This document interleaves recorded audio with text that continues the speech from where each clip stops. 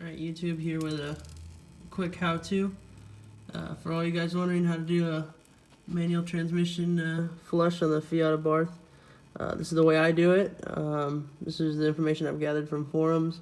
There's not too much talk on it, as I guess not many people do, I guess, their own work or so or something like that. Don't quote me on that. So right here is your drain right there. It's your drain. And your fill is right here, right there. And now they might be a little tight on there.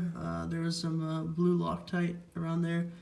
Supposedly it's lifetime. However, in my opinion, whether you harden your car or not, I would change fluids. I mean, that's just my opinion. Yeah, so there is a little Loctite on the threads, so it is a little hard. From what I've used a couple tools here. I got a 12 millimeter Allen key, and I had to remove these 18 millimeter bolts right here. And basically, I went to Harbor Freight because the Allen key because it's so tight in there, you have a problem with it. So what I did is somewhere around here.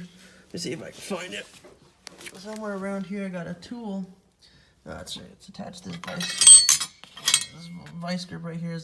I had to shave it down. I mean, I know this is a cheap way for me to do it. I shaved it down to where it fits snug. Took some vice clamps and just undid it that way. This is a 12 millimeter. I got it from Harbor Freight.